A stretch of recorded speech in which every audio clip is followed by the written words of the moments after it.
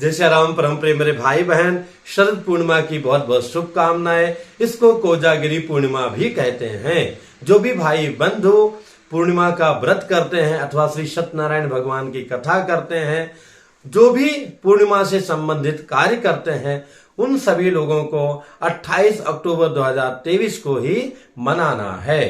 प्रश्न ये आ रहा है कि इसी दिन ग्रहण लग रहा है, जिसका सूतक काल चंद्र ग्रहण में 9 घंटे पहले लगता है। उसके अनुसार शाम को 4:05 पर प्रारंभ हो जाएगा और चंद्रोदय भी 4 बजे से लेकर के 6 बजे के मध्य में पूरे देश में, भारतवर्ष में प्रारंभ हो जाएगा। तो कैसे हम व्रत करें, कैसे जो है सत्यनारायण की कथा करें? तो जो सबसे सरल और इजी नियम तो यह है मेरे भाई बहन कि संध्या में ना करके आप प्रातः काल अथवा दोपहर अथवा 4 बजे के अंदर ये कार्य जैसा करते आए हैं वैसा ही संपन्न कर लें श्री सत्यनारायण भगवान की पूजा।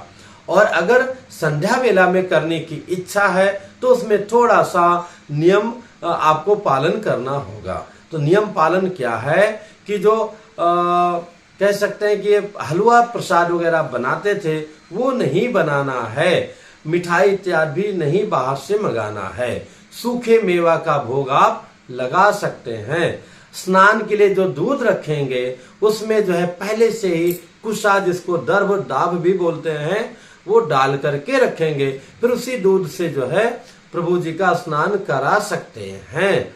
लेकिन सबसे इजी तो यही है कि 4 बजे के पहले हम जो भी सत्कर्म करना सत्यनारायण पूजा से संबंधित वो कर लें, क्योंकि पकमन्नम विवर्जयेत, ग्रहण काल में पका हुआ अन्न को निषेध किया गया है। तो ऐसा करना अनुचित है। तो ऐसे अगर आपको श्रद्धा है, आप करना ही चाहते हैं संध्या वेला में कथाम श्रुतानुश्राम के इस नियम के अनुसार करते आए हैं, तो उसमें ऐसे कर सकते हैं। पंचामृत मत बनाइएगा और दूध कच्चा रखिएगा स्नान कराने के लिए, उसमें पहले से ही कुसा डाल करके रखिएगा। पंचमेवे का भोग लगा दीजिएगा, उसमें भी फल इत्यादि जितनी भी सामग्री पूजा की सब में कुसा डाल के रखिएगा। और जैसा कि आप जानते हैं शरद पूर्णिमा की रात्रि में अमृत की वर्षा होती है चंद्रदेव के किरणों से। तो इसमें खीर बना के रखा जाता था, वो भी गौ माता के दूध से अथवा जो भी उपलब्ध है।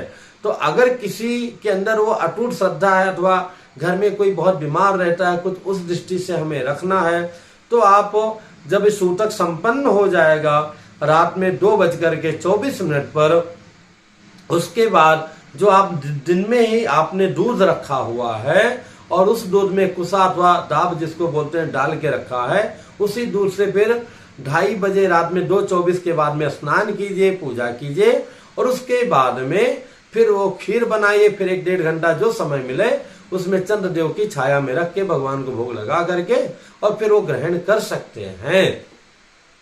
तो और ग्रहण काल में तो पूजा पाठ का नियम है, जो आपको चैनल पर उपलब्ध हो जाएगा वीडियो कि ग्रहण काल में हमें क्या करना चाहिए। करना तो यही है कि सत्कर्म करना चाहिए, और दूसरी बात तो यह ग्रहण काल में और उसके पहले सूतक काल में जो शाम को 4-5 पे प्रारंभ होगा, हमें कुछ भी खाना पीना सोना और निंदा संसारिक सारे कार्यों का त्याग करते हुए हमें जो है नियम का पालन करना चाहिए। तो मेरे भाई बहन, ये वीडियो अगर उचित लग रहा हो तो आपस में शेयर कीजिएगा। इसमें अगर कुछ दुविधा लग रही हो कमेंट्स कीजिएगा, बताने का प्रयत्न करूंगा। हाँ, व्रत रख सकते हैं, तो व्रत रखने में तो कुछ खाना पीना वैसे भी नहीं, तो बड़े आराम से हो जाएगा। जय श्री राम।